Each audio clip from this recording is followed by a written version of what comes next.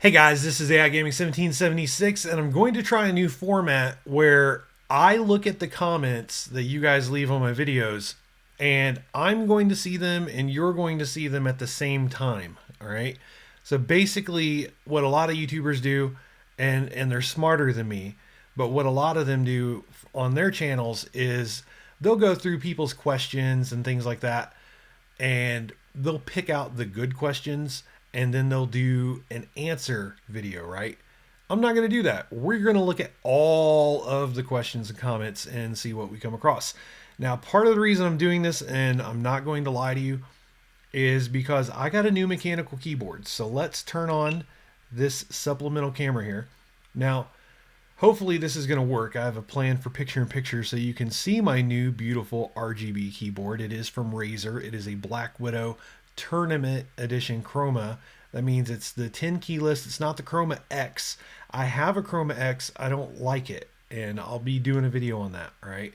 I am very partial to this OG Tournament Edition Chroma keyboard. I'm super partial to it. I like it very much. Now, that's a whole nother tangent, but this is part of why we're doing this. Is I want to play with the keyboard, and you guys will get a chance to hear how it sounds for sure, and hopefully you'll get a little bit of a chance to see how it looks. All right, so let's bring these comments up. Now, right away, here's what I want you to understand. If you leave a new comment on my video, as in you are not replying to anybody else, I will have a better chance of seeing your comment. See the middle of the page here? These are the comments that are new, fresh comments, okay? New, shiny, fresh comments. If you reply to someone else's comment, what's going to happen is in the upper right-hand corner, I've got a bell. Right there, it says 19 unread notifications. My mouse is going crazy, by the way, because I was playing around with the super resolution. I'm using an AMD card. And as of right now, my mouse is behaving not the way it should be. All right, so it's a little bit hard to line up. Anyway, so your comments will be lumped over here. Now I'm going to click on that bell in a second, and you're going to see why you don't want your comment to be over there if you want me to see it. All right, it is very easy for me to lose your comment forever. I kid you not. Hold on. Let me show you the middle, and then I'll show you the bell. All right, let's do this. So this is the middle. These are nice, shiny, fresh comments. I haven't even read these yet. Like, even as I talk to you, I'm making myself not read them. All right. I can see these. Look how big these are. Look how bold the text is. Look how they just stay here. All right. So here's what happens over here with the bell. Click on that sucker. And once I click on one of these comments, it will disappear. And if I want to find it again, and look, if it's not over here in the easy to find comment section, again, like let's say you have replied to the top comment on a video. Like it's a comment, it's up at the top, it's got, I don't know, 15 replies to it or whatever, and you have a question you want me to answer. If you ask me that question replying to that comment, I have one chance to ever see your question, and it's going to be over here. And the thing that happens is, let's say for sake of argument, I click on it. All right, if I click on it and I get distracted, or if my computer crashes or freezes, or the browser closes, or I accidentally hit reply to your question before I finished answering it or reading it, or if I do anything, if I sneeze on it, your question disappears and I'll never see it again. Unless I manually go to that video, I have to remember the video. Then I have to search for it manually. Now that does not always work is the problem. All right. Here's what's really crazy. Sometimes your comment will show up in that notification section, and then I'll go to the video and I can't find your comment on the video, even when I scroll through all the comments. Okay. This is something I've been wanting to tell you guys for a long time, because I used to be really good at replying to literally every comment that I ever got. And what's happened is a lot of people are replying to the top comments or whatever with an unrelated question to that top comment, and then it gets lost in this, mystery junk drawer up here in the upper right hand corner. So here's what we're going to do. Oh, in case I didn't explain this better, because this is the second time I've tried to make this video. Over here in the middle of the screen, these are new comments. And over here where the bell is, up here in the upper right-hand corner, these are all comments. New comments and then replies to old comments and so on. All right. So let's get into this. All right. The first guy, I'll try to go through these as fast as I can.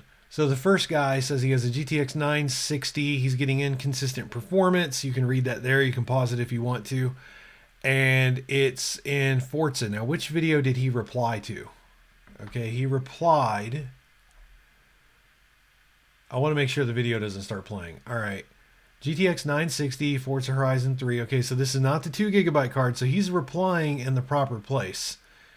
So if I want to help him, what I got to do, this is so honestly ghetto. Yeah, it's going to be easier to search than scroll. So Forza, no, that's not even how you spell. Forza 960. I'm trying to look around the camera that's in front of the keyboard. Forza 960 AI Politics 2, because I have a gaming channel called AI Politics 2 because I'm stupid. And then I call myself AI Gaming 1776. So I make sure the branding is just completely ruined. Oh, wait a minute. No, I don't want 960. I just want, let's do Forza. Forza AI Politics 2. Actually, I think I had the video I needed. All right. Yeah, this is probably a bad idea. So Forza, for me to do the video in this format, because you guys are going to be like, this is tedious. All right, but if you want to watch, it's cool. It's cool. So, is it playable? GTX 745, 980 Ti, i5, Forza stutters even on good hardware. Okay, this is probably one of the better videos to help. All right. So now I'm going to reply to this dude, and we're all going to get to listen to my shiny new keyboard as I wrap my arms around the camera here. All right. Unfortunately, and I don't even know if I have any kind of spell check going on. Do I? Yes, I do. At least I have spell check. All right. Unfortunately. Really? I type better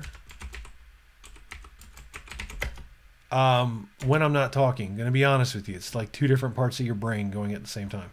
All right. So unfortunately, Forza Horizon, man, I'm like a 6-year-old doing this. Unfortunately, Forza Horizon 3 performs inconsistently on PC. Also, did this guy say what CPU he has? I don't think he did. And it can be especially bad on... Okay, hold on. Make sure this sentence is structured properly. Unfortunately, Forza Horizon 3 performs inconsistently on PC, and it can perform especially poorly when using any CPU below an i7. With that said, in this video I'm linking you to, you can see some tips that might help. All right. And then paste. Ta-da. Ta-da, he said.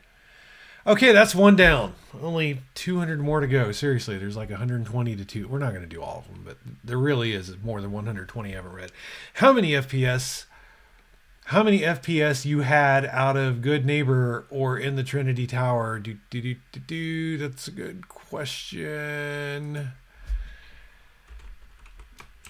I'm not sure about the Trinity Tower, but I don't remember Good Neighbor really being too bad.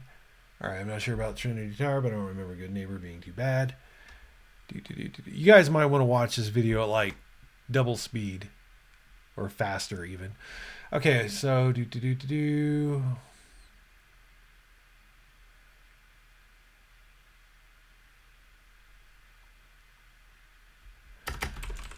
game has been generally inconsistent when I've played with anything other than my Skylake i7s, though. Yeah, there's a consistent theme here. In case you guys, how do I even explain this? Look, to put it shortly, I'm team i7 when it comes to gaming, and unfortunately, I'm team whatever the newest i7 is when it comes to gaming. Unfortunately. And the reason I say that is this guy's replying to a video where I noticed in Fallout 4, and I'm sure I'm not the first person on Earth to ever notice this, but I did notice it in my testing, that the RX 480 paired with a 6700, not even a 6700K, just a 6700 non-K, non-overclocked i7, which is not that, I don't think it's that high of a performance. I think it might top out around 4 gigahertz. Anyway, the RX 480 paired with a 6700 non-K can play the game just fine at 60 FPS or above. I think at the Ultra preset, no problem. But that same graphics card at the same overclock or factory setting or whatever, the same. Only thing different being the processors. My Haswell stuff won't hold the 60 FPS. It goes below. And what some people have said in my comments, they've guessed that it's probably because Skylake is using DDR4 versus Haswell's DDR3. Now, because of that, I'm actually in a position where I'm building a 6600K system, which, like this channel makes no money. And of course, with videos like this, why would it? I say that jokingly. I actually put a lot of work into these videos. I put a lot of work, a lot of time, and a lot of money into them, to be honest. Like, whether or not the final product is the most appealing thing you've ever seen in your life, the amount of money, work, and effort is actually really high.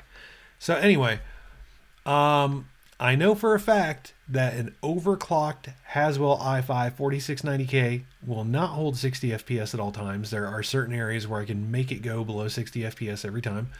I know that my 4790, an i7, but it's Haswell, that goes below 60 FPS.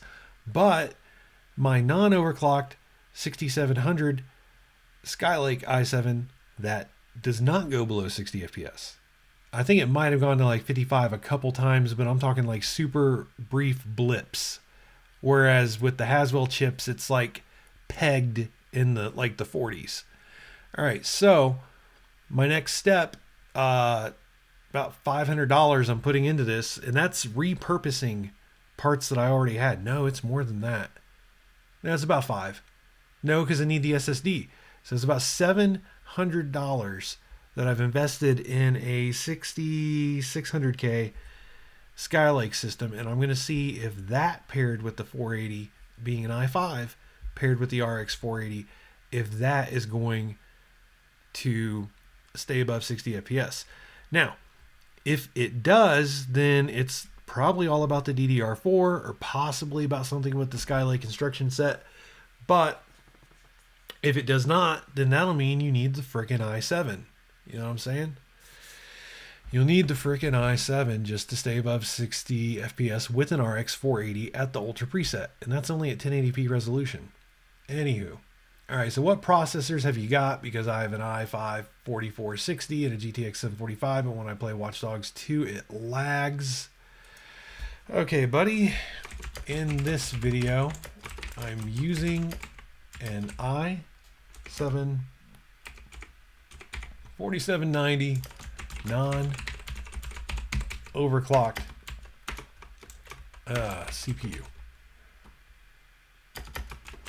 With that said, Watch Dogs 2 is a demanding game. Oh yeah, and it has trouble with i5s.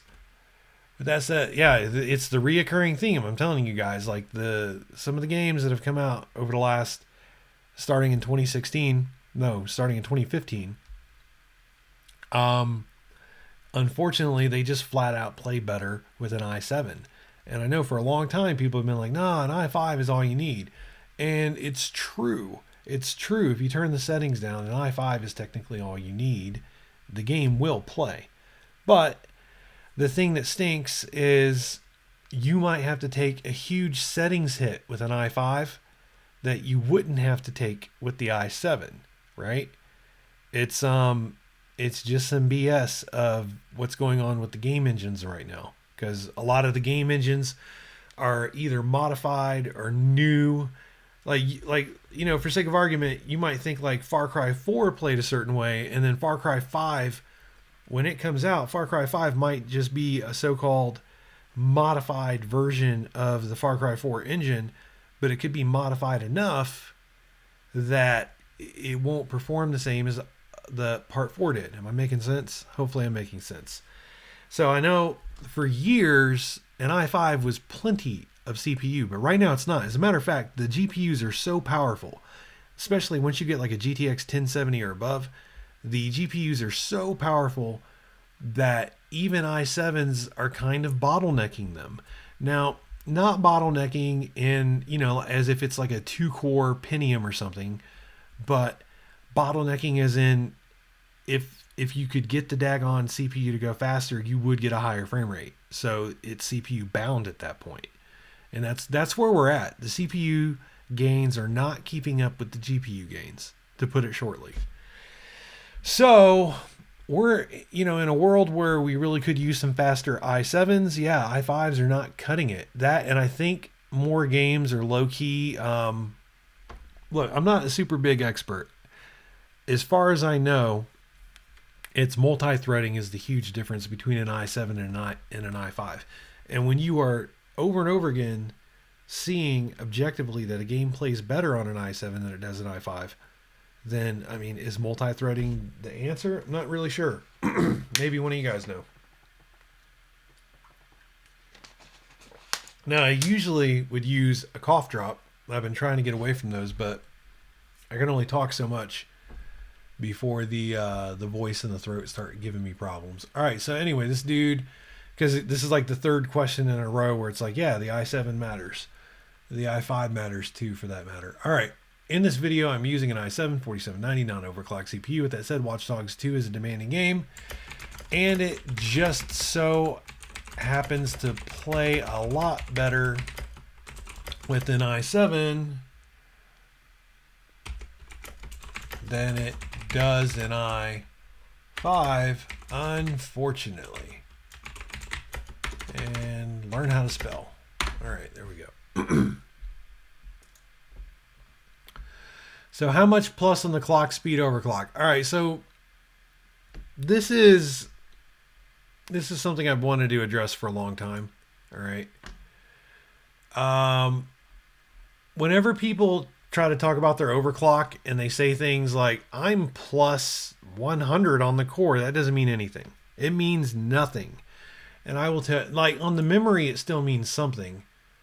But when you say plus 100 on the core for the GPU, it means nothing. It's like just pretty pointless for you to say it. And this is why. You can have two different graphics cards that are the same graphics card even, right? They can both be Gigabyte WindForce GTX 1070s. They can both be MSI Seahawk X's, right? 1070s. Like in this video, it's an MSI Seahawk X. Now, you could put plus 100 on both of these cards and end up with a different final overclock. So follow my mouse pointer. Up there where it says 2088 is what I'm pointing at. On one graphics card, I can put plus 50 on the core to make it say 2088. And on another graphics card, I could put plus 125 on the core to make it say 2088. And furthermore, I have a couple, not very many, but I have a couple of these, what are these? Pascal cards, where you can put around 200 on the core to get it to say 2088. Now, some of that is because there is some tomfoolery probably in the BIOS, I would imagine, but there's some tomfoolery when you use overclocked, factory overclock cards. Like the Seahawk X is a factory overclock card. And so when you say things like, oh, I've got plus 100 on the core, well, what matters is your final result, okay? 2088 megahertz is a good final result for a 1070, especially if you can maintain that. Let's see if I did maintain it. 2088 here also, you probably can't see because it's not super good there. It's, come on. If I make it big, no, that's not good for you either, is it? I'm trying, people. It's 2088. I can read it. All right, what if I move it over here? There we go. Still 2088. So here we are in a 40-minute video where it looks like it held 2088 megahertz probably most of the time.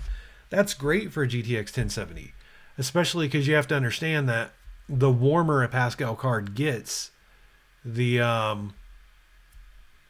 lower that final clock speed can become. Pascal is greatly influenced by heat. Heat will make your Pascal card unhappy. All right, so how much plus on the clock speed overclock? All right, so the actual speed of the card is about 2088 megahertz, which is pretty good for the card to maintain.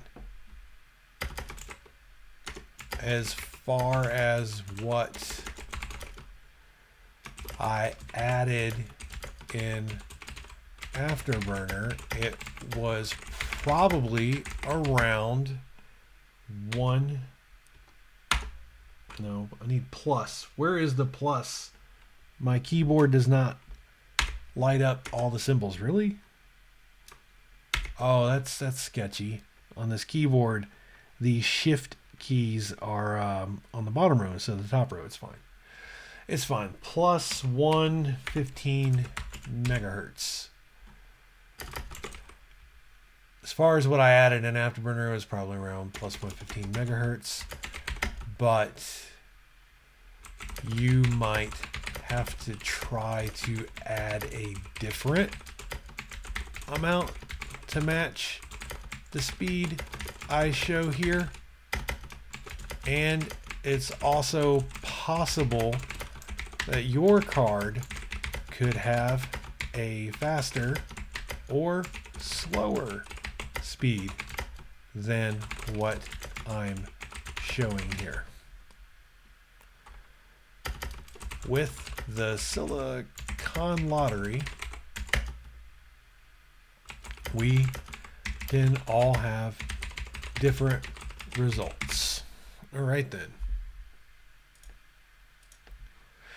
So what I try to do on this channel is I try to give you guys realistic expectations. A lot of YouTubers, what they do is they use like especially the big YouTubers, they use a top of the line CPU that was given to them for free from Intel usually. They'll get some free CPUs from AMD when Ryzen comes out, trust me. And they'll probably start using them in their test benches. And I would not blame them. That would be smart of them. And it would be good for the community for them to do that. However, a big time YouTuber who gets a free CPU from Intel is usually getting a cherry picked free CPU from Intel that's probably going to overclock better than what a lot of people have. Also, like when the dude up here with his 4460, he says he has an i5 4460, he is going to get different results with his i5 4460 Haswell CPU than a big time YouTuber with a latest and greatest $1,000 to $2,000 CPU is going to get. You see what I'm saying? So I try to give you guys realistic expectations. And dude, it takes a lot of time and it takes a lot of money and it takes a lot of effort for me to do this because none of this is given to me for free. Oh, really quickly, I need to make a separate video on this. Go to my channel, hopefully I'm not going to show y'all anything that I'm not supposed to show y'all. I'm not really sure. All right. So I've not been posting much lately. I'm going to do a whole nother video on that topic. There's reasons behind it. I talked about it in the why you should appreciate my channel video.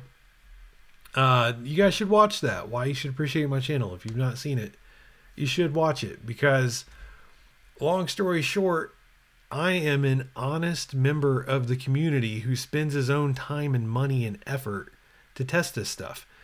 And I'm going to tell you right now, the YouTubers who get the free stuff given to them don't always tell you all the problems that a product has.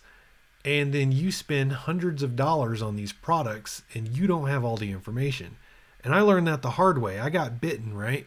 Like, I would listen, when I first started PC gaming, I would listen to these YouTubers and they would make the hardware look really good, and I would go buy it and it would not be as good as they made it look.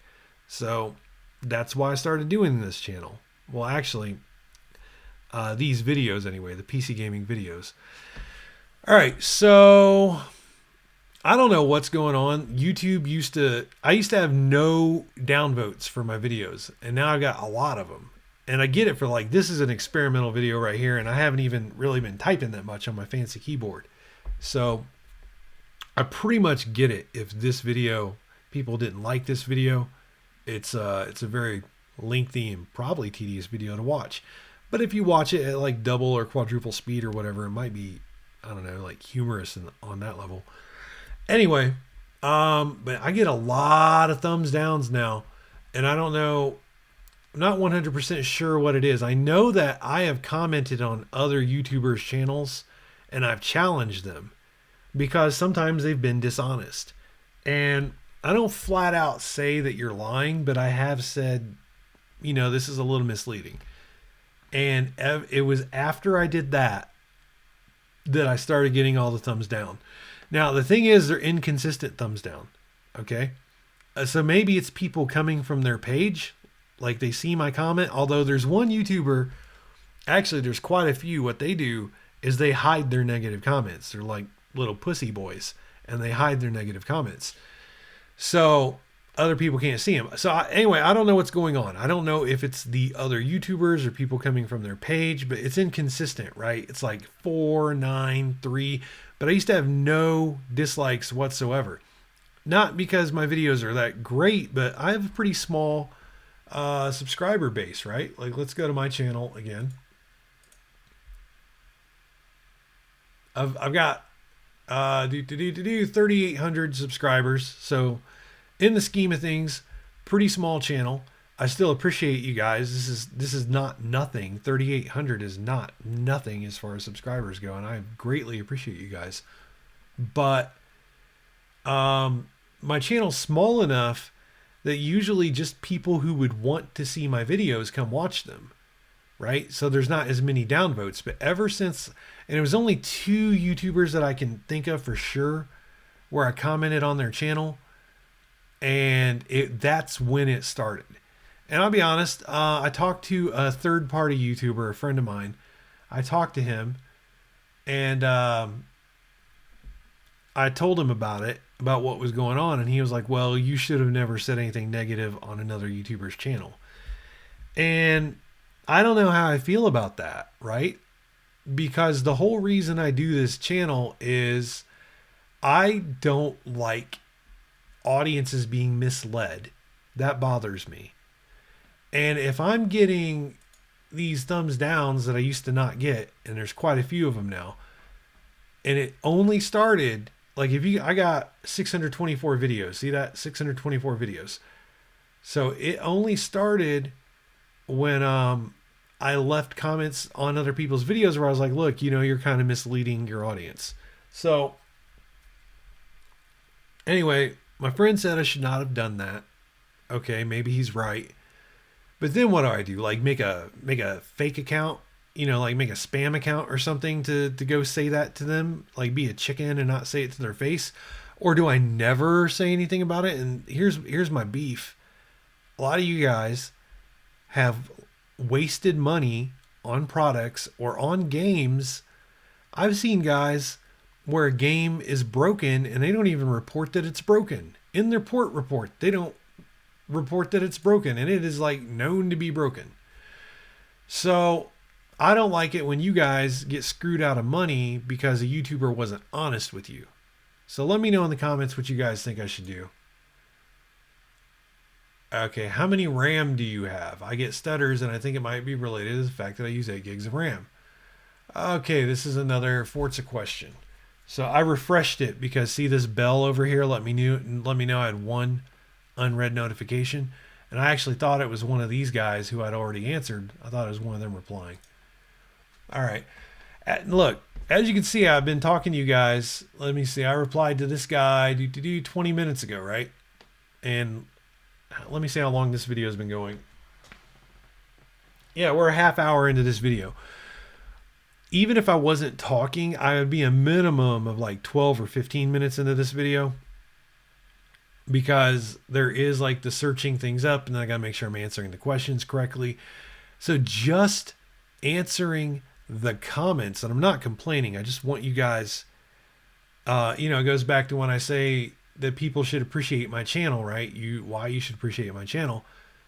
When I do answer these questions, and when I do go through these comments, it takes a lot of time, and it's technically unpaid work, right? I'm not getting any extra views, and I'm not getting any extra minutes watched, and I'm not necessarily getting any extra subscribers. I might, maybe I answer someone's question and they subscribe to me, but it's basically unpaid work when I do this. And a lot of YouTubers, they'll talk shit to you guys and they'll be like, I don't even answer my comments, which I think is a real dick thing to say, right? But it's true. And if they do answer the comments, it's only to like burn you guys. It's only to put you down and diss you. Like, I'm trying not to say names. There are YouTubers who I like their content, right? But on Twitter, they love to show screen caps of how they put a commenter in their place. And I don't know. I don't think you guys should be treated that way. So then this goes back to, this is one of the reasons why I haven't posted videos in a while, if I'm honest. I have 624 videos, and about 600 of them, at least 590 or 600 of them, were posted within a 2-year period. So we're talking like almost a video every day. And I stopped posting videos partly because I don't like the way you guys are treated, but when I go to defend you, as in the tech community, the gamer community, when I go to defend you, I get punished for it, right? Like, I got YouTubers pissed off at me, and I know they don't want to work with me, and maybe they're telling other people to not work with me. Matter of fact, since this happened, I have a lot fewer YouTubers who talk to me in public on the timeline in Twitter. They might still DM me, but they don't talk to me publicly. And maybe, they've been told to stay away from me or whatever. And then I start, their fans come over and start giving me all these downvotes. So it's almost like I get punished when I defend the tech community, when I try to defend you guys. And here's the thing. I don't mind defending you guys, but it is ruining my channel.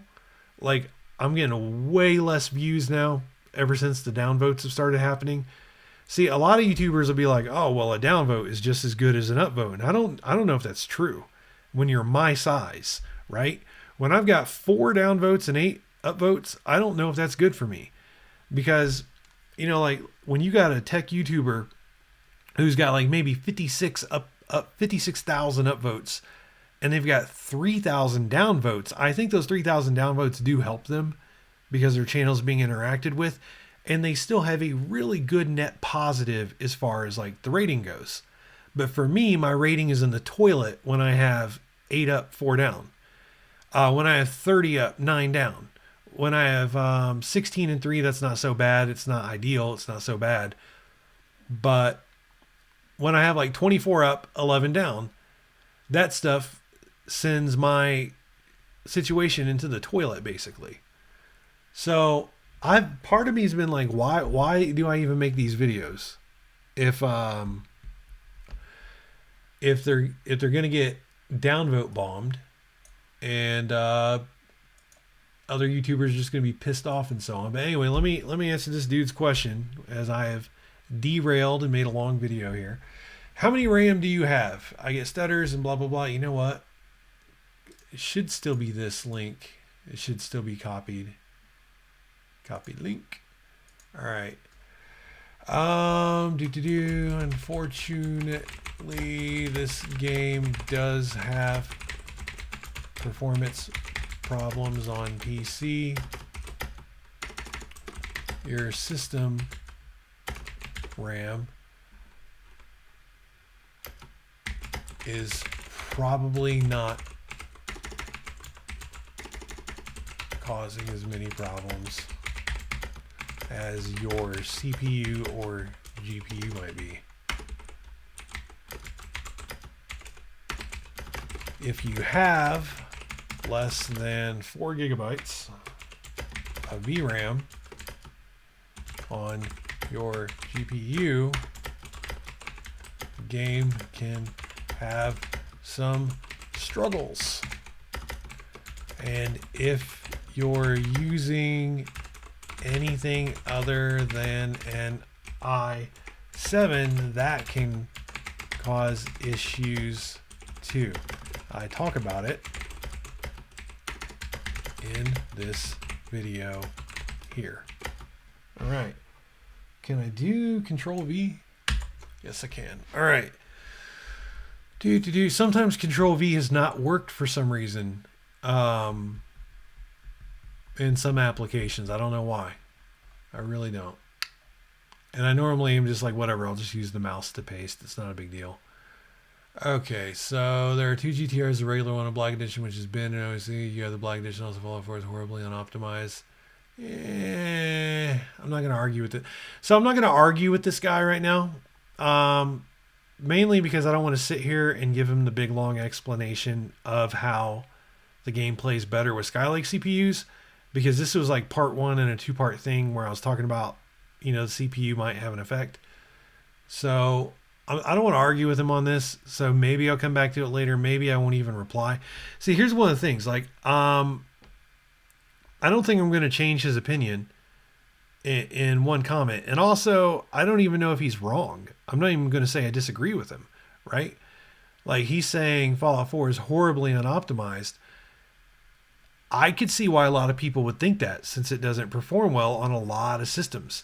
And it's kind of ridiculous that you would have to have a latest and greatest CPU, which when this game came out was the Skylake i7. Keep that in mind, when this game launched, you pretty much had to have the best i7 to make it stay above 60 FPS with certain graphics cards. So I could see why people would think that is unoptimized. So I don't think I'm going to change his mind on anything. I don't necessarily disagree with him on anything. And honestly, it's 3:48 in the morning and I don't really want to overly explain the situation to him. So I'm just going to leave it. All right. So this person says good video. See, I do more than just gaming. I do product reviews too, and demonstrations and things like that. All right. Good video. This is about a carpet machine over here. The Rug Doctor versus Abyssal.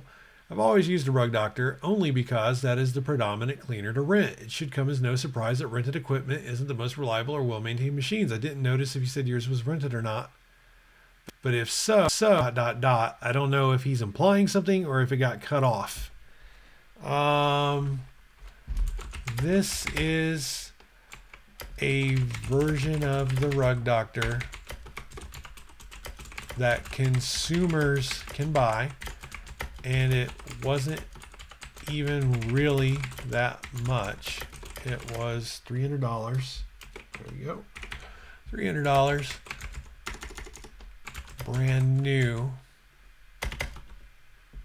You can tell because the consumer ones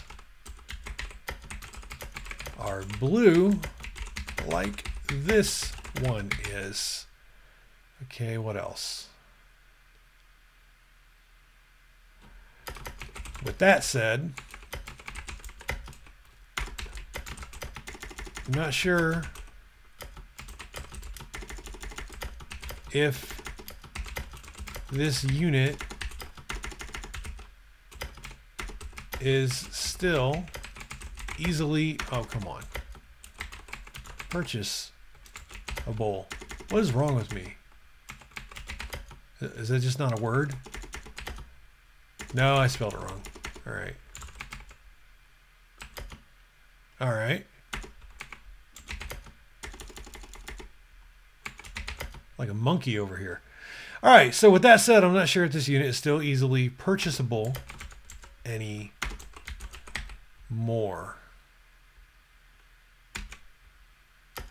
I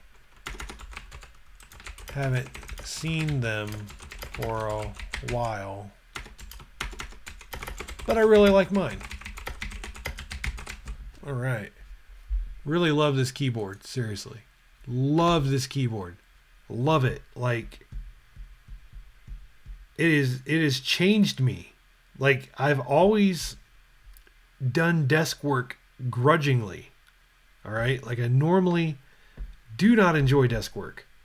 And I would seriously do the most boring data entry just to type on this keyboard. I love it.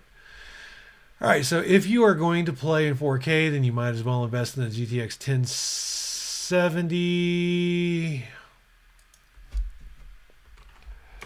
Okay, you are not entirely wrong. I actually have a dual 1070 SLI system that I play on, and I have a single GTX 1080 as of right now. But on this channel, I like to show people all of the things that hardware can do. Because he's commenting on a video where I use the GTX 1060 to play GTA 5 at 4K, which it can totally do at 4K's 30 FPS. It's really 4K 42 FPS, but I mean, I'm going to say 4K 30 because it's what you can count on. Anyway, how much gigahertz? Oh, it's not like maxed out. Not at all. I mean, it's just, that's what it can do with the same settings that I would use if I was trying to get 60 FPS at 1440p. All right, so how much gigahertz so you have, or is it not important? Okay, so I get his question. I get a lot of people from around the world, actually. And honestly, I don't know if I should use the word honored. Honored might be like, I don't know, like not the right word. But I'll put it like this. I appreciate being able to talk to people from around the world about PC gaming. I think it's freaking awesome. I really do. I mean, I'm some dude sitting in his house in America, and somebody in another part of the planet is asking me about Dying Light when played with this graphics card. And that's pretty cool. I love it. It's a great part of this culture that I really enjoy. And that's one of the reasons I can't say it enough. I don't like the way a lot of YouTubers talk to you guys. A lot of YouTubers are so full of themselves and they think that they're stars or they're divas. And it's like, listen, y'all don't even know. If you want to be a top YouTuber, there are some dirty, dirty secrets on how to be a top YouTuber. Okay? Secret one, you have to kiss the people's asses who give you the free products, right? You don't make their product look bad. Now, every now and then you can, right? And then it makes it look like you're honest. Okay? Like, let's say NVIDIA puts out a $2,000 GPU like they did a few years ago with the Titan Z. I think it was the Titan Z. So they put out a $2,000 GPU. Yeah, you can get all up in NVIDIA's ass and be like, yeah, that's overpriced. And okay, fair enough. But you can point at that and you can act like that makes you look honest. But you're kind of BSing, right? Because most people were never going to buy the $2,000 Titan Z. They never were going to buy that dual GPU, very expensive graphics card. So it's like, it makes it look like you're being honest because you're trashing NVIDIA for that pricing, but you're not being as honest as you're trying to make it look like you are, because in all these other products, you kiss their ass. All right. Anyway, my point is, I do this because I love the community. I don't do it to be famous. I don't do it to be a diva. Although I'm gonna be honest with you. Like, I would love to have a huge audience. Not even, it's got nothing to do with it being about me, right? Like, oh, look at me, I've got millions of subscribers. That's not the angle I come from. I come from the more people who watch these videos, the more I can help them and the more they can help me. It's a two-way street. For example, my GTX 1070 system in SLI runs a lot faster because of what one person said to me. And they watched one of my videos and they made one suggestion, and they are the only person who has ever made this suggestion. And I've never seen it in a forum, and I've never heard it anywhere else. Now, that doesn't mean that the information is not in a forum. I'm just saying I never came across it. And I kid you not, my GTX 1070 system is awesome. It runs at 4K 60 FPS in any game that has even half-ass SLI scaling. And by half-ass, I mean even when my 1070s are used at like 60%, okay? It's still 4K 60 FPS. The only time I don't get 4K 60 FPS is when SLI doesn't work at all. When, one of my cards at 2%, which happens. Just Cause 3, all those Microsoft Windows platform games, Titanfall 2, unfortunately. In those games, it's like 2% utilization for SLI, so it's broken. It's not working. So there is one person on all of Earth who left one comment, and their comment made my computer so much faster. And I give you guys credit for this, right? Like, so many things that I've learned have been from people. They're talking to me, I'm talking to them, we're talking to each other. I'm learning, they're learning, and it's beautiful. These big famous YouTubers, me talking like this is why they don't want to work with me and why their fans, come over to my videos.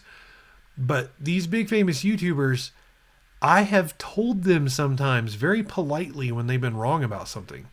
And they have told me like, no, I'm not wrong and you're wrong and blah, blah, blah. I'm like, all right, fine. I can't convince you, so I don't even care. You can be wrong. You can be wrong, and you can tell all your tens of thousands or hundreds of thousands of subscribers bad information. Fine. I don't care. And that's the thing. Like, I honestly think, like, if you keep giving your subscribers bad information, maybe you shouldn't be a big channel anymore. But I digress. Anyway. Oh, one more thing. So I was saying, Secret One, kiss NVIDIA's ass, kiss Intel's ass, kiss EVGA's ass, kiss the vendors' asses. But Secret 2 is you need friends, period. You need friends in this business if you want your channel to grow. All the biggest guys became big by being friends with each other. Man, this needs its own video, and I've been wanting to do it for a while, but it's the kind of video where it can only cause trouble. There's no reason to make this video other than to cause trouble. Because if you notice, all right, look, you got Logan from Tech Syndicate, you got Linus from NCIX, and then you have Kyle and Paul from Newegg. And honestly, not everyone, but a lot of the big YouTubers based in America, a lot of them got big from being friends with those guys I just named. Is if you really pay attention, like, it's this trickle down effect. And it's 4 a.m. now. It's 3:59. It's 4 a.m. So I'm not doing a good job explaining this, and this wasn't even supposed to be the whole gist of the video, but here we are. That's not the whole answer, but look, like, Linus got to grow his channel because he had a whole, like, I'm buying the hardware that I'm using, right? Linus didn't have to buy it. He used NCIX's hardware because he worked for a store. Same thing with Kyle and Paul. Kyle and Paul, when they left Newegg, they had connections. And prior to leaving Newegg, they made videos for Newegg. So these people had connections with the vendors. In case you don't know, Logan from Tech Syndicate, he worked for Tiger Direct. These people had these connections with the vendors to keep getting free stuff sent to them. And then over time, people buddied up with them, and then they got to grow. So then people would buddy up to them. It's almost like Amway. It's almost like this pyramid scheme. Like, it's actually kind of crazy. Like, if you really look at who the big YouTubers are, America based, and you go back through their old videos, like, you will see these patterns. Even a YouTuber right now today that you might be like, no AI, there's a new YouTuber who's only been making videos for the last year or 2 or 3 years, and they've never even been on a podcast with Jay's Two Cents or Kyle and Paul or Logan or anything like that. So you're wrong. Well, it's the trickle down, right? So maybe they weren't on a podcast with Kyle and Paul, or maybe they weren't on anything with Linus because he kind of keeps to himself. But like through like 6 degrees of separation, it's 4:01 in the morning, but they know someone who knows someone. Like, there is a connection, and because I do talk to people behind the scenes, trust me, there's connections that you don't even know about. There's people who like talk to each other and stuff. They've never done a collab together. You would have no idea that they are even friends, but they might help a person get the free products from the vendor, and the free products matter, right? Like, it's taken me a month to build a 6600K system because I don't just get the parts sent to me for free. And I don't make any money off of YouTube to speak of to pay for the parts. So, again, I do this for the community, blah, blah, blah. I get it if my videos are not your cup of tea. I'm probably an acquired taste. But believe me, I'm coming from a good place when I do these things. All right, so this dude is asking me, Sponge Mick is asking me, how much gigahertz I'm going to tell him with the GTX 745, it's not that important. With the GTX 745, it's not really that important. All right. With other cards, it could be more important. Oh, come on. Learn how to type, you animal. All right, so maybe I'll make this the last one over here. He says, I have an overclocked 4690K. Let me click read more. And an overclocked GTX 1080, both water-cooled, coupled with 24 megahertz DDR3, and I can play this game at 1440p with temporal filtering. Most of the time, it stays around 70 to 80 FPS, but while driving around the city itself, sometimes my frames tank down to the 50s, causing stutter if using VSync. The frame rate seems to fluctuate rather quickly, which reminds me a bit of the first game when it came out. If you think about it, Watch Dogs 1 only became playable. You guys, I'm not going to read this whole thing out loud. You guys can read it to yourselves too.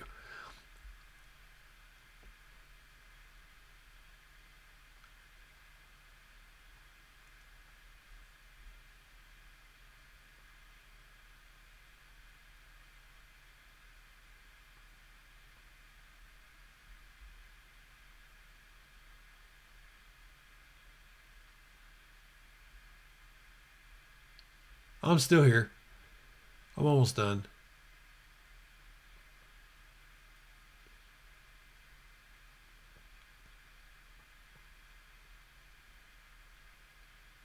Really? He says they'll overclock to at least 5 gigahertz. So the 7700Ks, I mean, they're like a guaranteed 5 gigahertz. I haven't really checked on that, to be honest. Because I like to find out, since I test hardware, I like to find out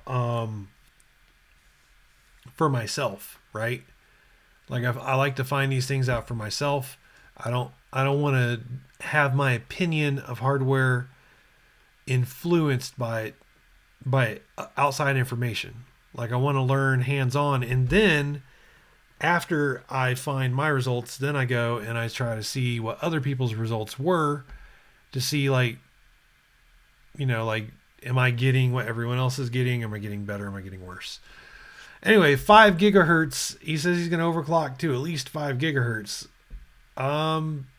That's pretty good, because everyone's saying, oh, well, Kaby Lake is not clock for clock, instructions per clock. Kaby Lake's not that much faster. But if it is even slightly faster at all, plus a higher overclock, then yeah, that's pretty good.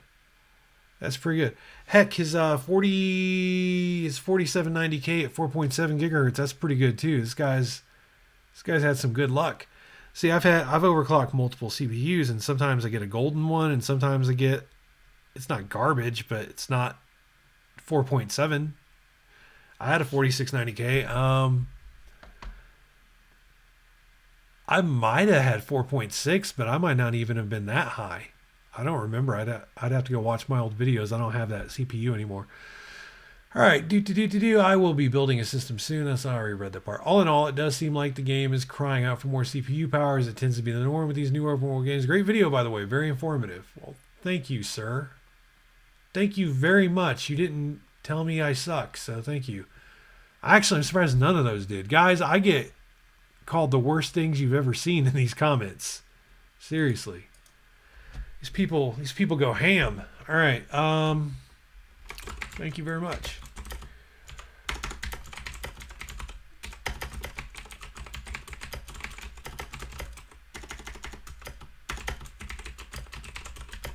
Thank you very much. I appreciate that. And you're right. This game probably will benefit from more CPU power, and it could probably be better optimized too. Learn how to type.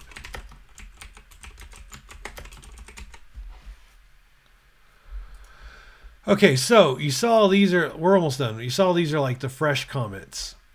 Okay. Now, I wonder how many of these, can this be resized? Of course not. That would make it too easy. I wonder how many of these we are like over here in this notification thing that are not over there in the fresh comments. Actually, all of these, all of these match up. So now I'm wondering if I need to change the settings.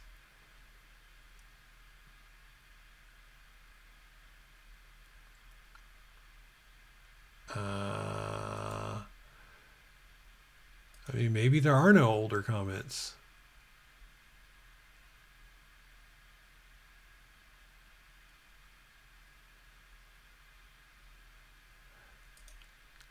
I'll have to look at that later. I'm telling you, man, that bell normally will have all kinds of like people's replies to a 1.5 year old video or whatever. And they're replying to a comment that's a 1.5 year old. So then it won't be over here. All right, then. So let's show more.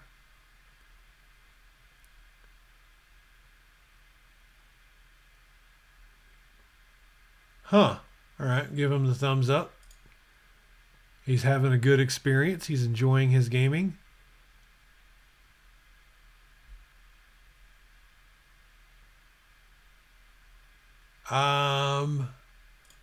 This guy's giving me props. Give him the thumbs up.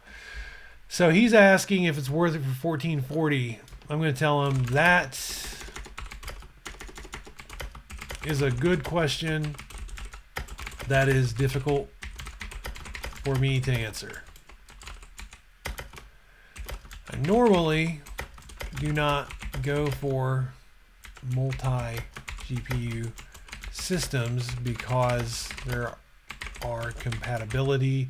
He's commenting on one of my videos where I did like 11 live demonstrations of my SLI GTX 1070 system. Anyway, that is a good question that is difficult for me to answer. I normally do not go for multi-GPU systems because there are compatibility, learn how to spell, issues with certain, learn how to spell, games. Not all games work with SLI. My desire to have I'm trying to look around the camera, 4K, 60 FPS. My desire to have 4K 60 FPS gaming with high to ultra settings pushed me into trying a multi-GPU GPU setup. However, 1440p gaming doesn't require that much horsepower.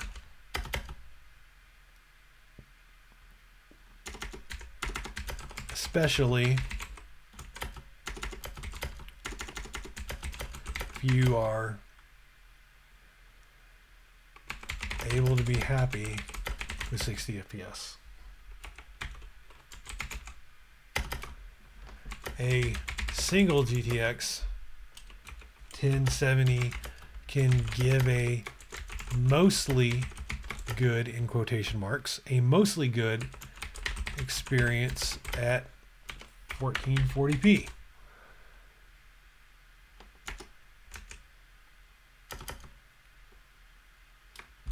Two 1070s can obviously do better,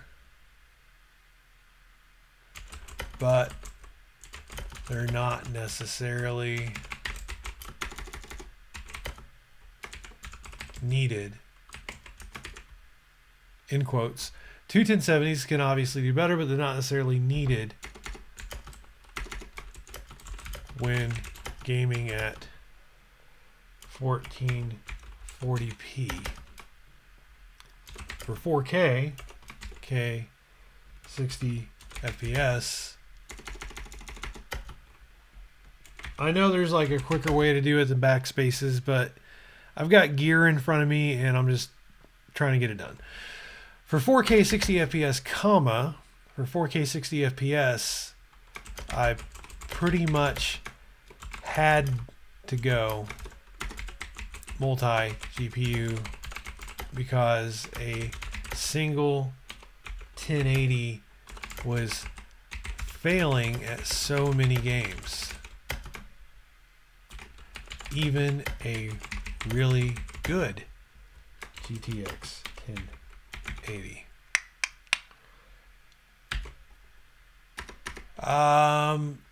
If you go with two GTX 1070s for 1440p, see, it's hard to answer this, right? There's opinion, and then there's fact, and then there are nuances in between. In my personal opinion, 1440p is almost not worth the hassle of going multi-GPU. Because some games will not use multi-GPU. Some games will make you have to turn off SLI because they'll play worse when SLI is on, right? Which isn't the world's biggest thing, but sometimes the computer gets hung up. All right, so you start the game, it's playing worse with SLI. So then you exit out of the game, you go into the control panel, you disable SLI, but sometimes the computer hangs when you enable SLI or disable it, and then you got to restart the computer. Sometimes it works just fine and you don't have to restart it. It's annoying, right? It's not just like, hey, I'm going to sit down and play games. You might have 15 minutes eaten up just screwing around with SLI. So, you know, it costs more money. There's more heat. You need a bigger CPU case. You need an inadequate power supply. There's so many things you need for SLI. Like for 4K 60 FPS, I don't care what anybody says, right? Two GTX 1070s with an overclocked CPU can do 4K 60 FPS. And it is brilliant. And two 1070s, you can have those for like $800. What's a Titan XP cost? Like $1,200. You can save $400. We'll have to see how much the 1080 Ti is when it comes out, right?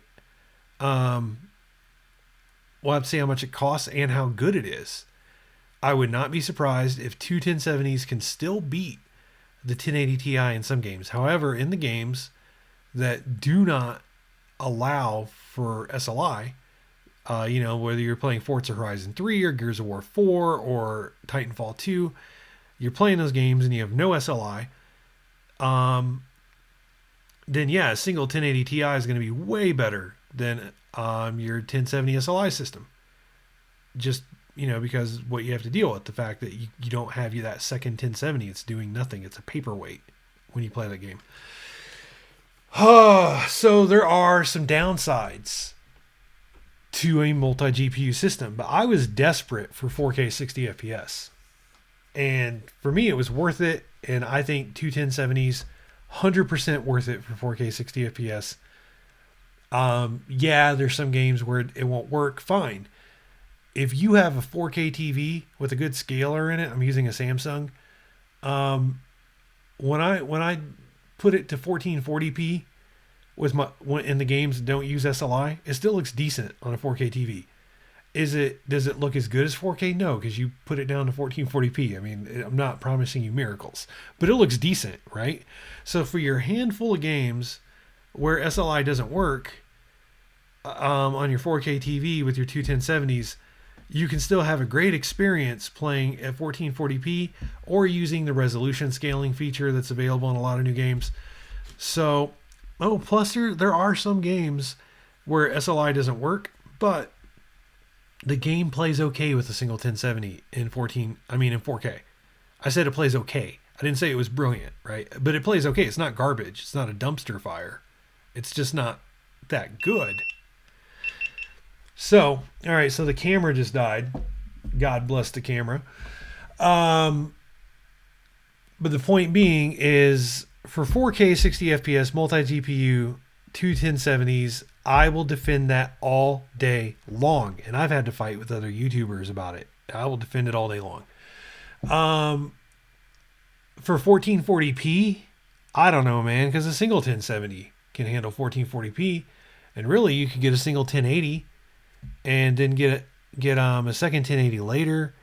You can do a number of things. The thing is, it was with a single 1070 at 4K 60 FPS, it was a choppy, like 44 frames per second, where going to two 1070s made it a fluid 70 frames per second. So yeah, the two GPUs was worth it.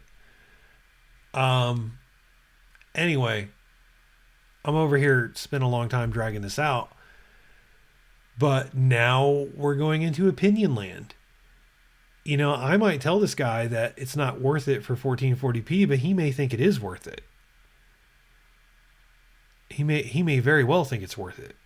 And who am I to tell him it's not? So, you got to word this carefully, right? If you go with two GTX 1070s for 1440p, here, let me reread what I said. That is a good question. It's difficult for me to answer. I normally do not go for multi-GPU systems because there are compatibility issues with certain games. Not all games work with SLI. My desire to have 4K.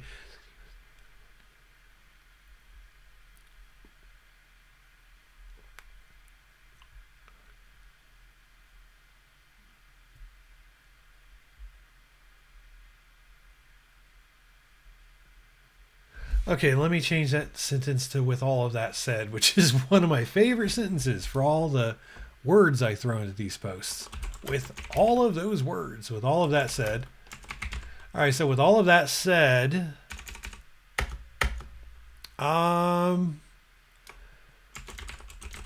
sometimes two GTX 1070s can do 1440p high to very high settings at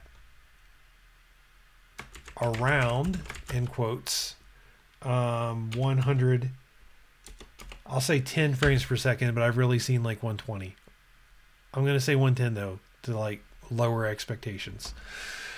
With all that said, sometimes two GTX 1070s can do 1440p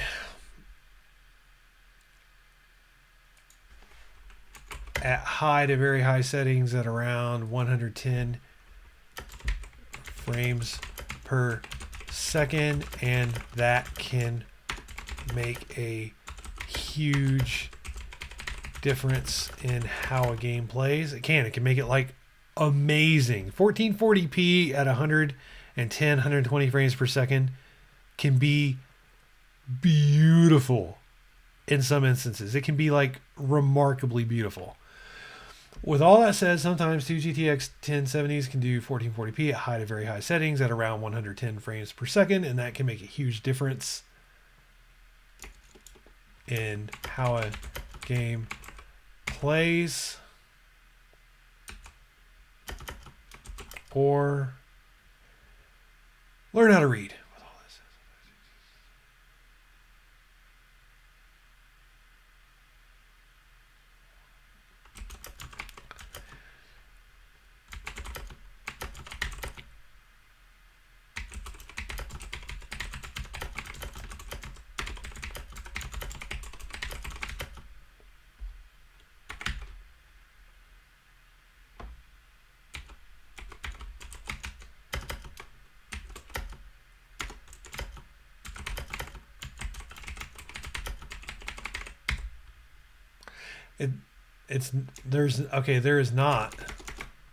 There is not a consistent reward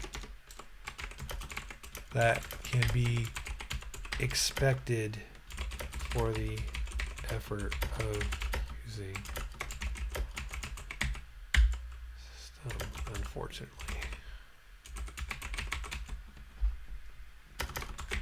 However, if you are familiar with SLI systems and their drawbacks don't bother you, then you should be mostly happy.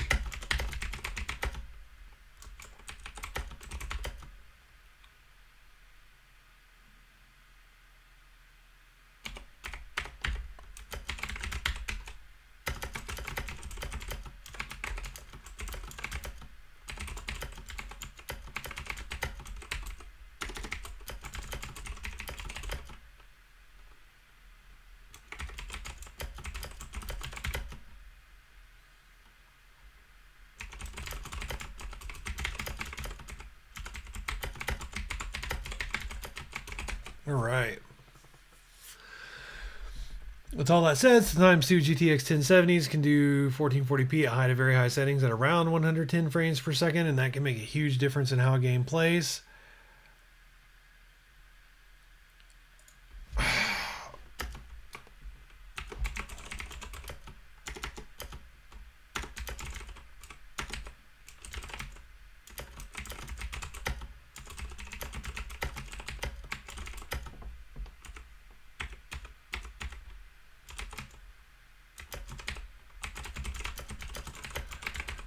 So if you see everything I'm telling this guy, I really want, in one densely worded comment here, I really want to set his expectations. I do not want him...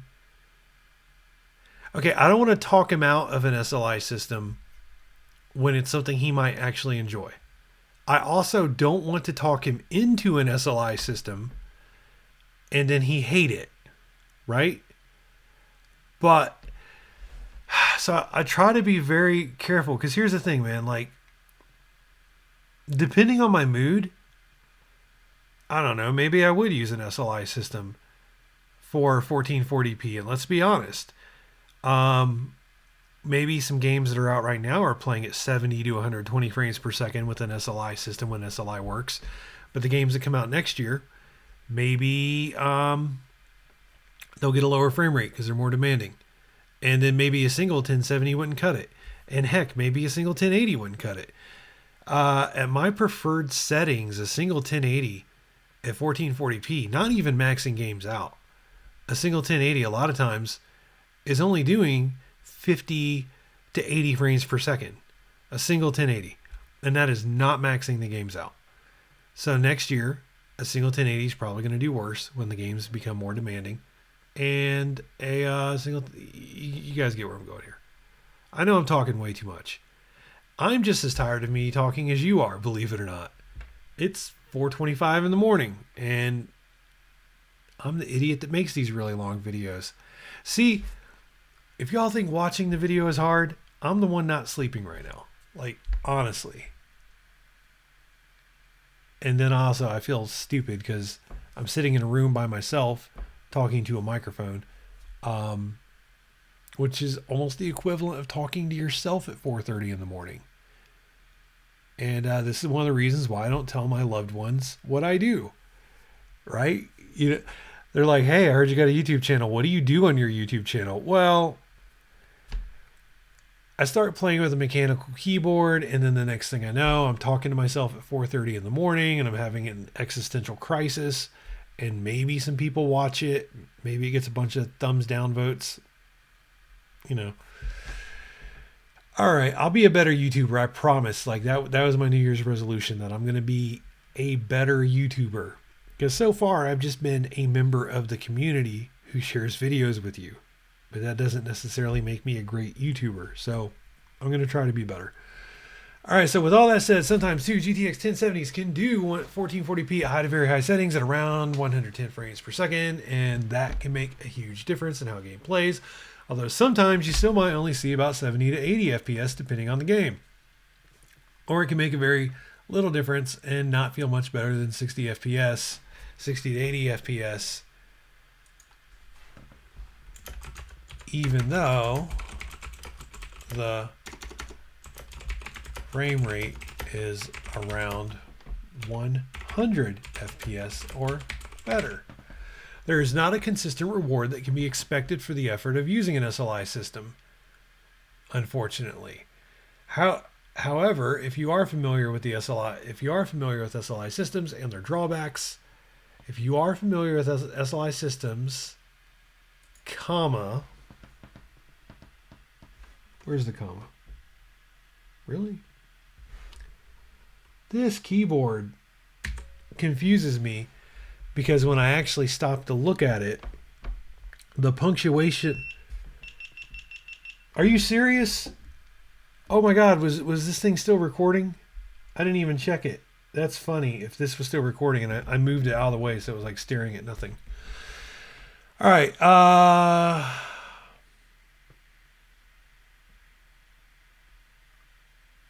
Oh yeah, this keyboard confuses me is what I was saying, is because if you look at the keyboard, all the punctuation is flipped. Where's my cursor at? Let me put my cursor over here. Double check this. Yeah, so all of this is flipped. What you will get from hitting the shift button is on the bottom of the keycap as you look at it, and what you'll get from just pressing the button is on the top. Which I feel like that's backwards. Like shift should be the upper row. All right. Oh, what have I done? All right, so there's not a consistent reward. I promise you, we are almost done, I promise. There's not a consistent reward that can be expected for the effort of using an SLI system. Unfortunately, however, if you are familiar with an SLI system, if you are familiar with SLI systems, comma, and their drawbacks don't bother you, comma, then you should be mostly happy with 1440p gaming. In a lot of cases, you can either max the game out and still get 60 FPS, or you can lower the settings and enjoy a higher frame rate. How about this? I'm sorry if this response was wordy, but I like to help people have realistic expectations. Learn how to type. I know for a lot of you, like, that's not funny anymore, like, to learn how to type, but this is how I talk to myself, right? Like it's all about negative reinforcement, which can actually get you pretty far through life. Informative, thanks. All right, thumbs up. I can run the game okay with a 4690 and 1070 Mid-Cities. It's only around 40 FPS, but it does not stutter. I have no comment to that. I've done the same on a crap motherboard. I don't suggest going to get a new idea. Yeah, I ended up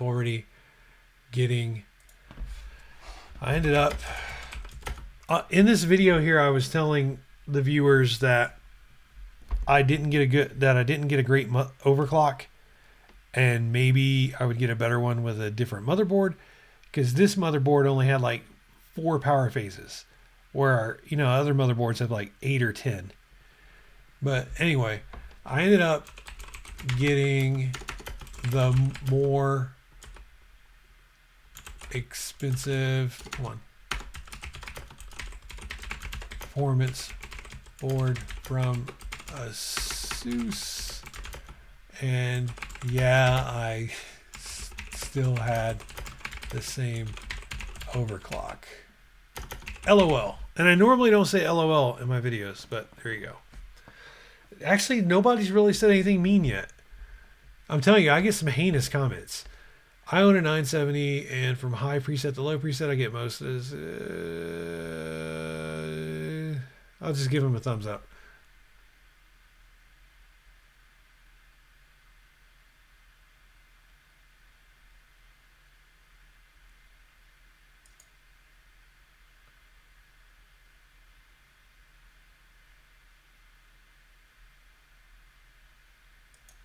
I'm going to tell this guy thank you, because in the video I asked people to tell me how the game was playing for them, and he did, so I'm going to tell him thank you with an exclamation mark, because I appreciate the dialogue.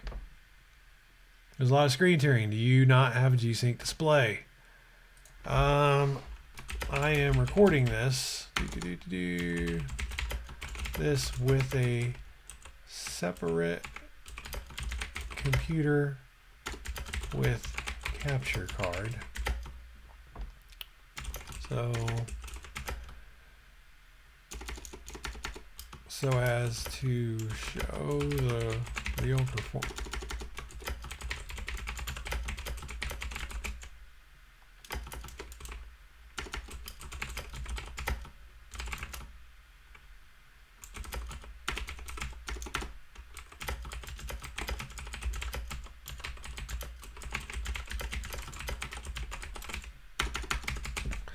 You know, I was getting pretty happy with myself, because I was like, yeah, the keys are clicking very quickly. That means all low settings, I can get 100 FPS with the car. All I needed to know. Thanks for the video. Okay. Thumbs up. How much FPS would I get with the 1063 gigabyte and an FX 8306 core? Okay, he's asking about Overwatch, and I don't remember Overwatch using a lot of VRAM, but I will look at my video because it shows the VRAM usage. No, it's not even 2 gigs of VRAM. This will be the last question. Okay, so how much FPS would I get with the GTX 1063 gigabyte? The game doesn't use a lot of VRAM, and the 1060 plays the game fairly well, so that's not an issue. But as far as the processor goes,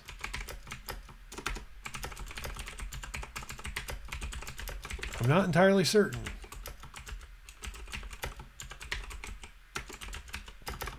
It may cause a bottleneck, or it may not. The game doesn't seem particularly CPU intensive to me, but I haven't used that CPU to be sure. What resolution is he looking at? 1440p or 1080? All right, so if I don't give a resolution, it's 1080, right? Like if I say 720, it's 720. If I say 1440, it's 1440. If I don't give a resolution at all, it's 1080. And that's usually because my titles are already freaking really long as it is. And if I had 1080 in the title also, then you couldn't even read the title from the thumbnail. As it is, you can't read it on this thumbnail. All right. The game doesn't seem particularly CPU intensive to me, but I haven't used it on the CPU to be sure. I think that no matter what, The game should be plenty playable. Did I spell it wrong? Playable. But it might not have the highest frame rate. Have as high of a frame rate as it could. See, I always try to help people have reasonable expectations. And I know I said that was the last question, but I see this one and I don't want to forget. Doesn't the overclock go higher than 2088 megahertz even when it's water cooled? No, not exactly. Okay? Not exactly.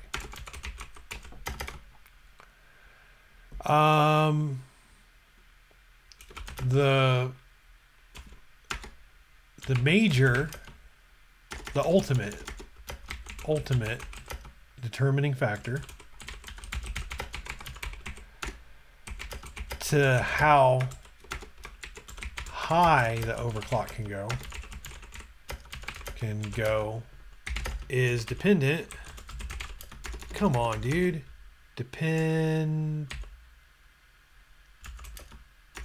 I thought it was an A. Oh, geez, I can't write for crap. Depend. Must have done something wrong. All right, the ultimate determining factor to how high the overclock can go is dependent on... by the way, I did manual labor my whole life. Like, I was in the military. I worked, like loading airplanes and stuff in the civilian world. Like, I didn't type. Plus, I'm trying to talk to you guys and type at the same time. So, I know I've made a lot of mistakes. It's 4:30 in the morning. And remember, I didn't always do office work. And even when I have, I've hated it. I've only recently liked it because I like this keyboard. Okay, so no, not exactly. The ultimate determining factor to how high the overclock can go is dependent on the silicon of the chip of the GPU. With that said, yes, water cooling can make an overclock go higher than it otherwise would have because the card is cooler. Card is cooler and heat does impact how high these cards will boost.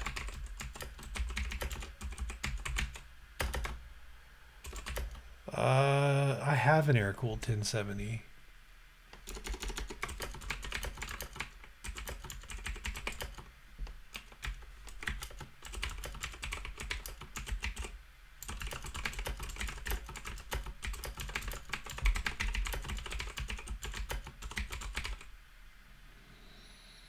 Or can it? No.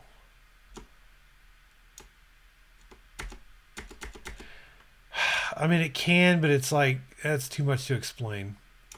Let me take this sentence out. It's like splitting hairs at that point.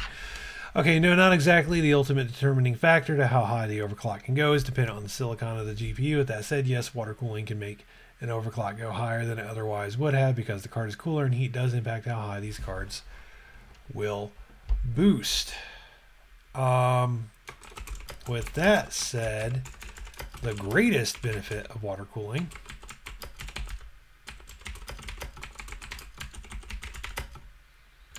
comes from the card being able to sustain the overclock over a multi-hour gaming period. I'll use parentheses to make this easier to read.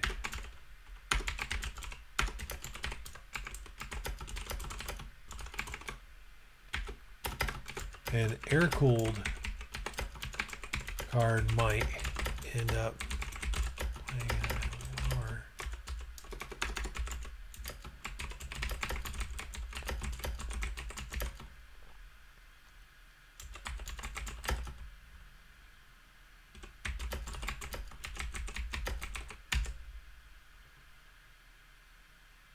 I hope that's a good enough answer. I really do. I'm not even going to proofread that. Okay, 4:40 in the morning, not proofreading it. Okay, this guy's giving me advice, and he might be right.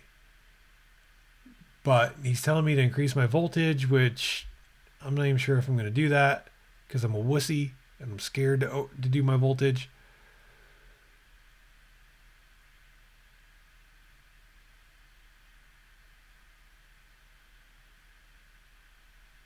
I'm just going to give him the thumbs up in general. He's being pleasant, and I will also be pleasant, and I appreciate the pleasantness. I say that because his claim over here, also the 1070 and 1080 can support very high graphs on GDDR5, but none of the 1070 and 1080 cards can do Ultra 60 FPS without SLI. That's probably true, but at the same time, I swear I do not have the time. It's 4:40 in the morning, and my brain is not in a position right now where like I'm really thinking through his claim, right?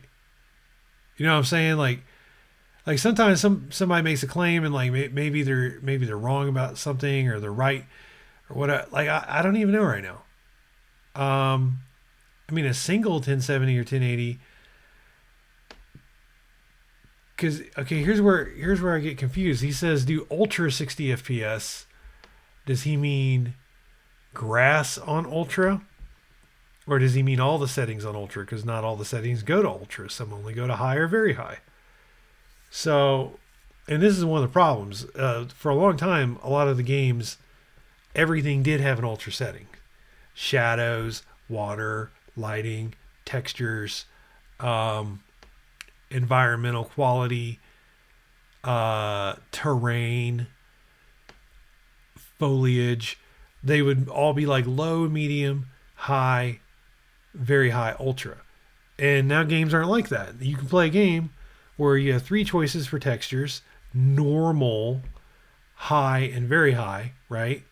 You got 3 choices for textures, but then you might have like 5 choices for shadows. But then, oh no, because now shadows might go up to very high or ultra, but then they go up to PC HSS or then the AMD one too. And then there's an even newer like HFTS or something for shadows, right? So, yeah, it's not as easy as saying ultra anymore. Ultra doesn't mean what it used to, which is, I need to make a video on that. Okay. I gotta be done. I'll never be done if I don't stop. So let me scroll up. Okay, so we got a reply somewhere. So we're gonna refresh. Is it a fresh comment? No, so somebody replied to something.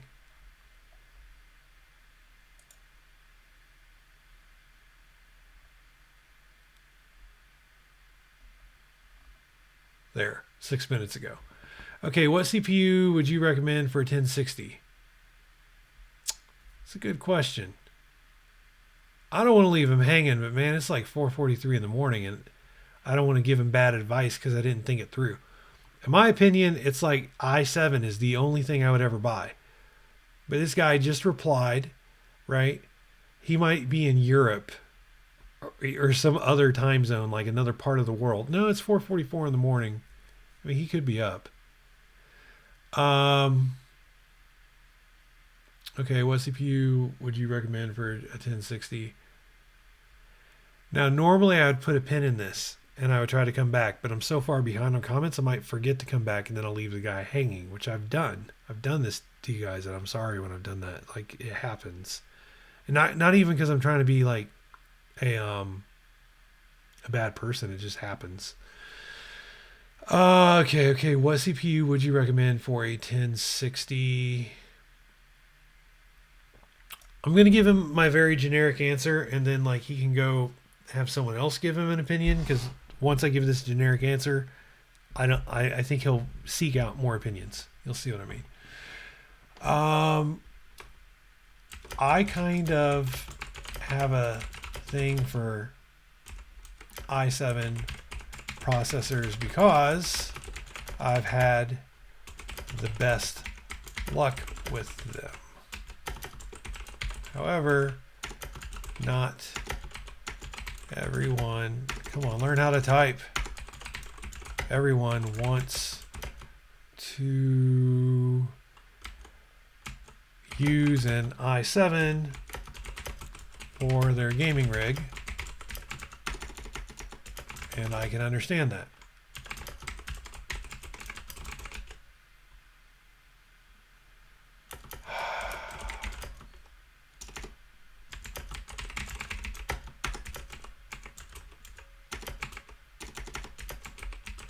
These comments have to be wrong, but I'm just going to go with it. I would personally want... at least a 6700K. That.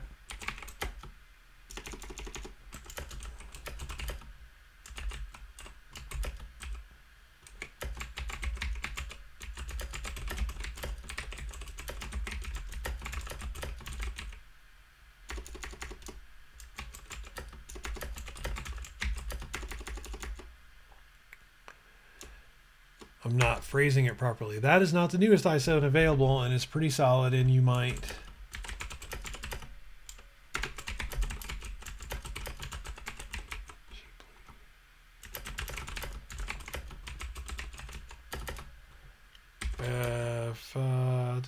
if you...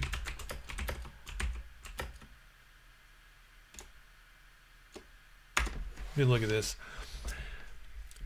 I kind of have a thing for i7 processors because I've had the best luck with them. However, not everyone wants to use an i7 for the gaming rig, and I can understand that. I would personally want at least a 6700K. That is not the newest i7 available, and it's pretty solid, and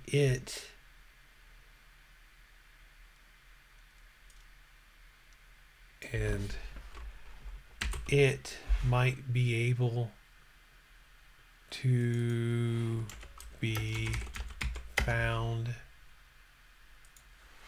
cheaply.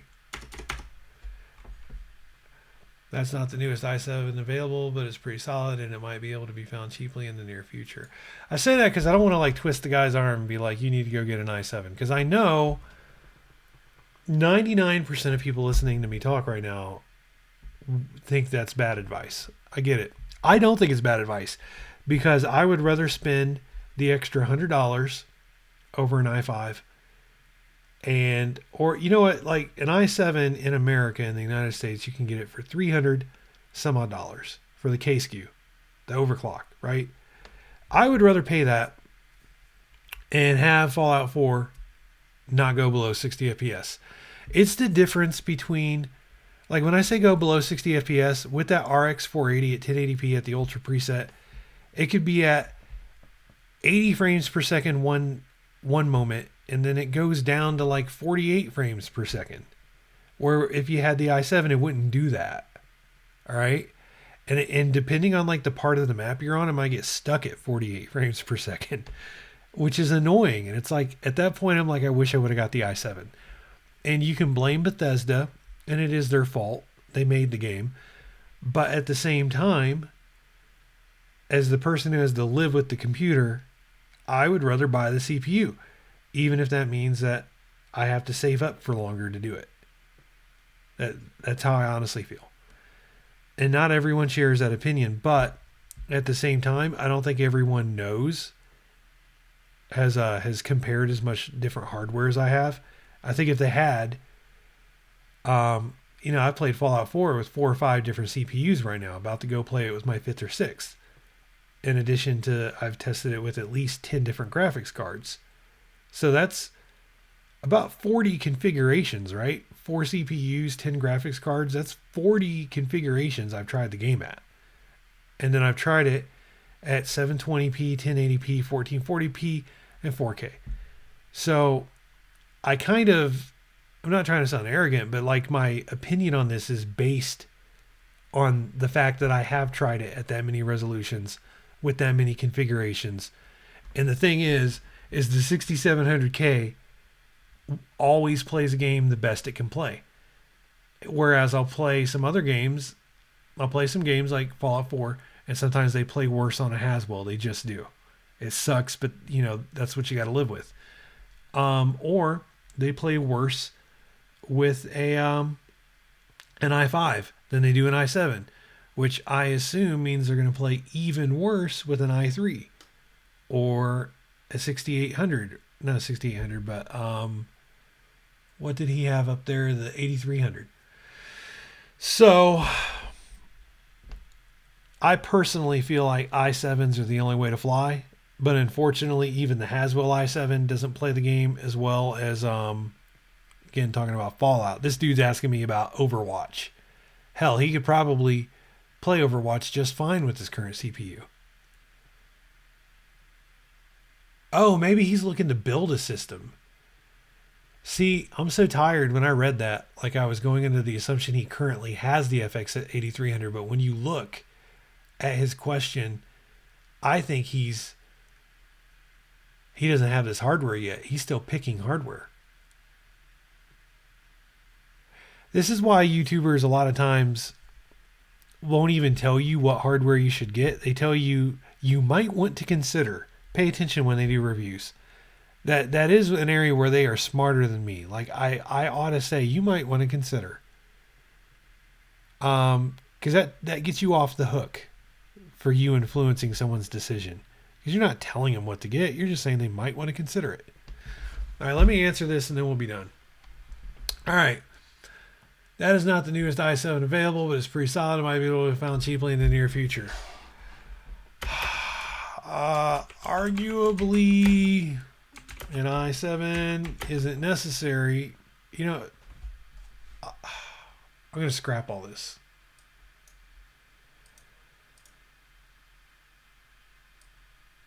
This is the 5 in the morning answer right here. I have a thing. No, personally, I like i7 processors. I've had the best luck with them.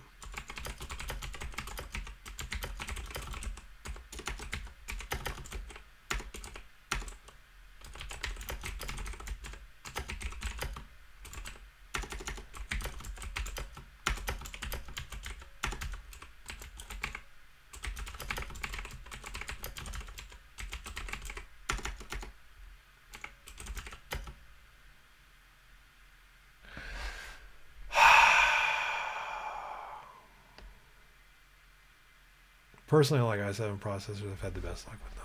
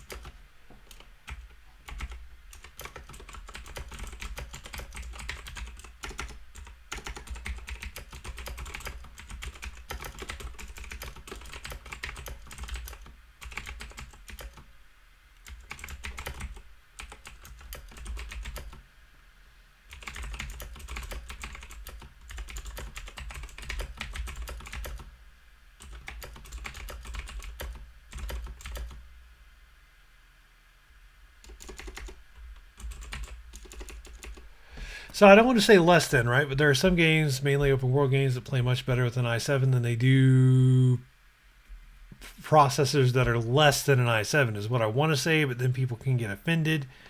But when I say processors that are less than an i7, that's just an easy way of saying anything, whether it's i5, i3, Pentium, 8300, 8350, or I can't even think at this time in the morning. You know what I'm saying?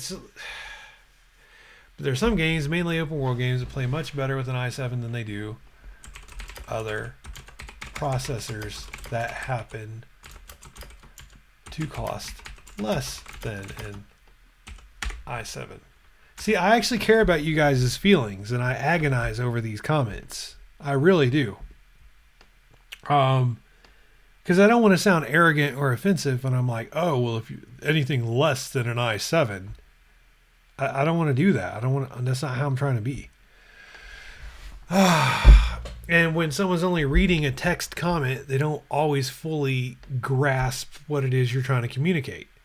So, and he may not even speak English as his first language. And so, like, I try to make sure that I'm not offensive.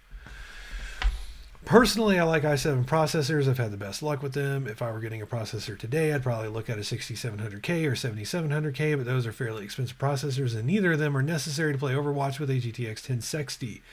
They would be overkill for that job. But there are some games, mainly open world games, that play much better with an i7 than they do other processors that happen to cost less than an i7.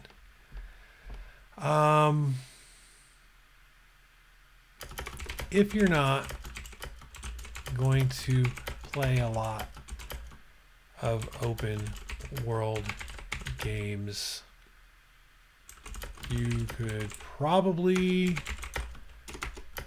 be happy with an i5, preferably a Skylake or Kaby Lake. All right, that's my answer. Now I'm going to tell you why I gave him that answer, and then I'll end the video. As I about fall out of this chair, literally. If you're not going to play a lot of open world games, I don't blame him for not wanting an i7. That's not, why was I saying I gave him this answer? You guys who are bearing with me through this, you're awesome. You're better than I am. All right, so personally, I like i7s, yada, yada, yada. Oh, I remember. This is why I gave him the answer. The easy thing to do would be to ignore his question and never answer it. That's the easy thing. Another thing, if I wanted to give him a gesture and make it look like I care, whether I care or not, but make it look like I care, then I could be like, get an i5 or you should look at or blah, blah, blah. But I wouldn't be so specific, right? I was specific. If you notice, I said 6700K, 7700K. I said Skylake. I said Kaby Lake. Because if I would have just said get an i5, he might have gone and got a damn Haswell i5. And then that's like 2 strikes because it's an older architecture. It's already proven to not do so great at some games. And it's an i5. And if he gets a non-K variant, which he very well could, then he could have a non-overclocked Haswell i5 that's like 3 processes back. I mean, you can argue that Kaby Lake's not that big of an improvement, yada, yada, yada. I get it. But Kaby Lake already out the box has like factory clocks, not even overclocked, factory boosts and everything that are higher. So I made sure to say, look, dude, if it was me, for real, I would get a 6700K or 7700K. But if you're not going to get it, I respect that. If you get an i5, preferably Skylake or Kaby Lake, but I didn't tell him to like get those specifically. The thing is, I'm telling you guys, like a lot of YouTubers, either they don't answer you at all, or they'll just give you a generic response, and then you'll buy the hardware. You pay your money for the hardware, and then you wait for it to get shipped to your house, and you're excited while you're waiting for it to get shipped to your house. And then it gets to your house, and then you put it in your computer, and then you don't get the performance you were expecting. So then you wonder if you did something wrong. If a guy with 1 million subscribers told you something, it must be true, right? So you must have done it wrong. No, he didn't give you the right answer, right? So like, I want to make sure you guys have the right expectations. And I want to respect you and try to answer you. Now, this could blow up in my face. He might be like, look, man, I only got $100 for a processor. At which point I have no suggestions for him. Because, unless, you know what? I guess if you get the Kaby Lake i3, right? The Kaby Lake Pentium or the i3, under the assumption that you'll upgrade the CPU later. Maybe. I don't know. Telling other people how to spend their money is like a tough thing to do, guys. And so like I try to walk this line. anything he wants to do is respectable. If he wants to put a toaster inside his computer and play Doom on it, I don't care, right? It's respectable. Whatever people act like there's only certain builds that are okay. You don't tell someone to get an i7 and a GTX 1060, you monster. Sure you do, because he might not always have the 1060. And he might want to play Fallout, and if he doesn't want it to stutter or whatever, he's going to want an i7. On the other token, I've paired, just to do it, a $100 AMD processor, $99 AMD processor. I've paired that with a GTX 1070. And we covered that. Like, that was one of the videos I commented on earlier. And the thing is like, the beauty of PC gaming is you can put any hardware with any hardware that you want. And there are optimal suggestions. I agree. If you're trying to save money, there's an optimal configuration. And, you want bang for the buck. There's an optimal configuration. If you want best performance, there's an optimal configuration. I agree. Min-maxing, I get it. With that said, what I've learned from doing this channel is you don't know, not everyone's building a computer from the ground up. Not everybody is starting fresh. I mean, it sounds like this guy might be. But in general, my philosophy is you don't know why people are making the choice they are for the hardware they are. And they may pick the hardware that you think is stupid and is not optimal. But maybe they did it for a good reason. I've had people comment to me from Brazil, and they're like, dude, I got to use whatever hardware I can get because it is expensive in Brazil. And they'll be mismatching CPUs and GPUs all the time because sometimes they can actually get like a GTX 1070 for cheap. Like for Brazil, they can get it for cheap, but they're screwed on the processor, right? They got to be able to get the processor, the motherboard, and the GPU, right? They got to be able to get those three things. And sometimes they get screwed. Sometimes the processor is a good price, but the motherboard's high. So they're screwed. Sometimes the motherboard and the GPU are actually really good prices, but the CPU is astronomical. Sometimes the GPU is astronomical, and sometimes all three items are. The point is, I try to give all of this reasoned out and thought out, and I try to test all of this. Do you name your favorite big time YouTuber who has tens of thousands or hundreds of thousands of subscribers, and you tell me, are they testing a $99 AMD old CPU with the 1070? Just so like they can give you an answer of how that's going to perform. Most of the time they're not, right? I do that for you guys, and I spend my own money to do it. So I'm done. I'm exhausted. Anybody that watch, I bet this is 2 hours. Hour and 52 minutes. So anybody who has watched this, you are a friggin' champion, and I really want to put you in a special giveaway. It turns out there's laws about these giveaways, and I don't think I can like give people like a special entry into a giveaway. Legally speaking, I don't think I can do it because you watched an hour and 52-minute video, but I think you deserve it. I don't want to go to jail or be sued, but I think you deserve it. You guys who watch my videos, I think, that's a whole nother tangent. We're not going to drag this out. I think it's unfair, right? Because I really do want to reward my subscribers and my fans and my community. I want to reward you guys. But legally speaking, for a contest to be legal, I technically have to let, like if there's someone who does nothing but like try to win contests and then sell the hardware on eBay, technically I have to make the contest open to that person too. Legally, I think so. I think that's how it works. I'm pretty sure. But I want to say thank you. So thank you very much. And this video was never, ever going to be this long. I swear I really thought it was going to be like 20 or 30 minutes, and I screwed the pooch. So thanks for watching. I love you guys. Have yourselves a good one. Hopefully you have appreciated the things I've said in this video and the feelings I've shared. And thank you very much. Please like and subscribe.